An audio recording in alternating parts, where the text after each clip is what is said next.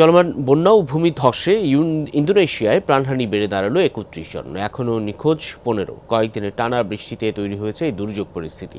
স্থানীয় কর্তৃপক্ষ জানায় শোচনীয় অবস্থা সুমাত্রা প্রদেশে। ভেঙে গেছে শহরের একটি প্রধান সড়ক, এছাড়া গাছ ভেঙে পড়ে অবরুদ্ধ হয়ে আছে আরও কয়েকটি সড়ক। ভয়াবহ অবস্থা সুলাওয়েসি প্রদেশের। ভয়ঙ্কর এই বন্যায় বিধ্বস্ত হয়েছে বহু বাড়িঘর, প্লাবিত রাস্তাঘাট, স্কুল কলেজ, হাসপাতাল সহ অন্যান্য স্থাপনা। ভেঙে গেছে অন্তত ১৬টি ব্রিজ।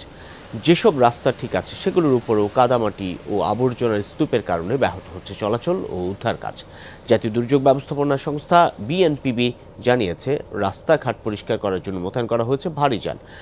দুর্গতদের কাছে পৌঁছানোর চেষ্টা করা হচ্ছে ত্রাণ। প্রতিকূলতার মধ্যেই চলছে উদ্ধার কাজ।